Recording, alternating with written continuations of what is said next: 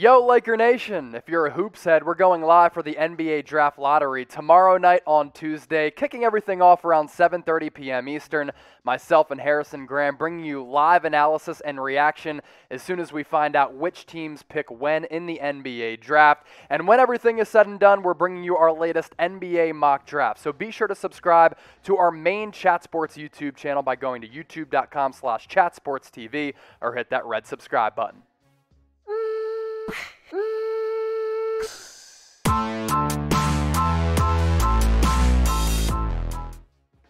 You're watching the Lakers Report by Chat Sports. I'm Chase Senior. Happy Monday to all of you out there. What a pivotal offseason it's going to be for the Lakers as they try to capitalize on this win-now mode with LeBron James and Anthony Davis currently on this roster. Could one of those moves be a trade for Mike Conley? Fanside had proposed a sign-in trade for the Utah Jazz point guard. Jazz just got eliminated from the playoffs by the Los Angeles Clippers. Conley's going to be an unrestricted free agent after this season.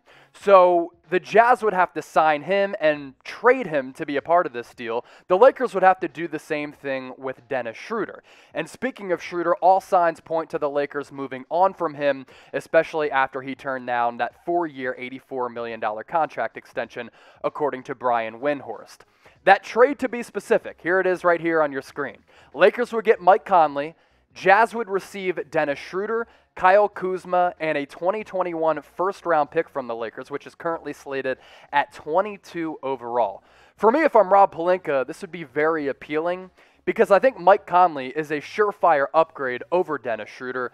But what do you think? Would you make this trade, Laker Nation? Get into the comments and get your votes in. Type A for yes, I'd accept it. Type D for I'd decline it. As for Mike Conley, yes, he missed much of this series against the Clippers, but when he's been on the floor, and injuries have been a problem throughout his career with the Jazz as well as the Memphis Grizzlies, he's one of the top 10, top 15 point guards across the league. This past year, he was much better in year 2 with the Jazz than he was last year. 16.2 points per game, 6 assists. This is a guy who can stretch the floor, he can create, he can knock down shots from anywhere. So I'd think long and hard, if I'm Rob Pelinka, about making this trade.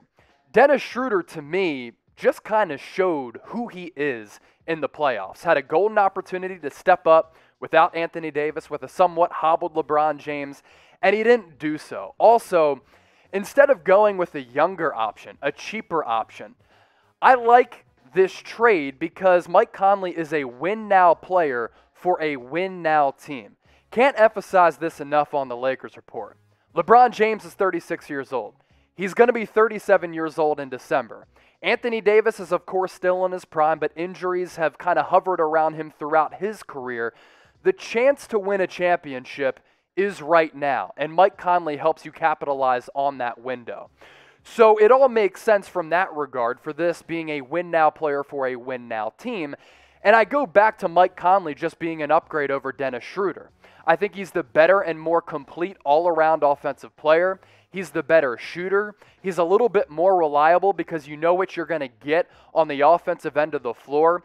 And while Mike Conley at this point of his career might not have the creation ability of Dennis Schroder, or the burst, I should say, I do think he has better vision, and he is a better passer when you kind of round out this discussion. So if I'm Rob Pelinka, I'm making the deal to bring in Mike Conley.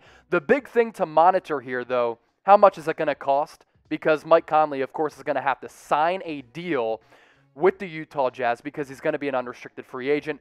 Could be between $15, $20, $25 million. That's something to monitor with this.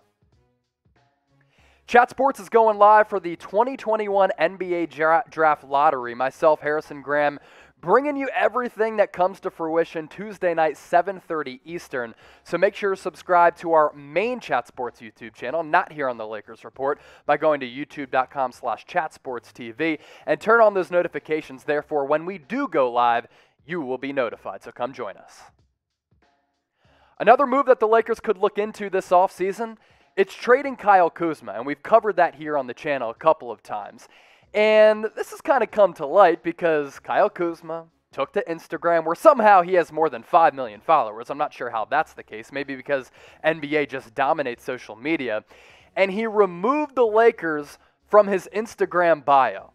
Start the drama, Start the conversation, start the speculation. Does Kyle Kuzma want out, and does he want no longer any part of the Los Angeles Lakers?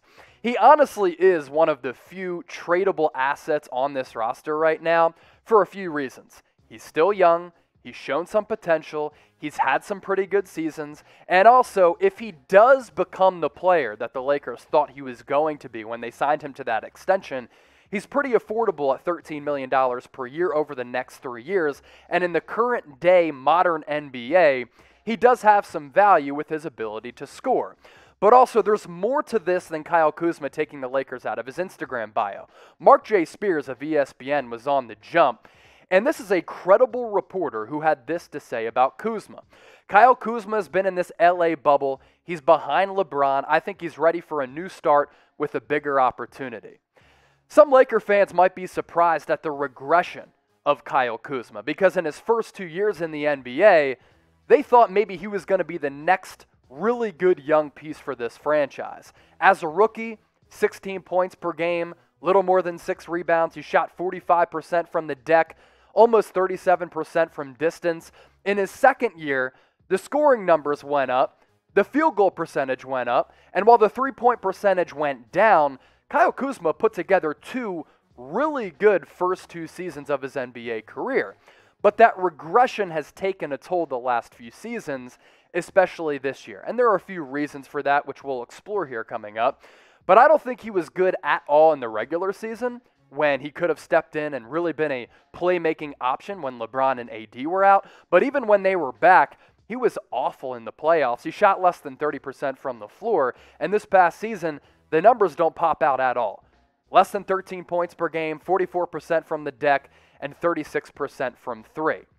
He's always been a backseat option behind LeBron James and Anthony Davis. And in his first 2 seasons in the NBA, that wasn't necessarily the case. So there was more volume with the shot opportunities. There were more opportunities for him to get buckets. But when LeBron and AD are on this roster, you've seen the last 2 years, that just hasn't been the case. And going back to when LeBron James came in the league in the early 2000s, young players have failed to develop under the king. Few reasons for that.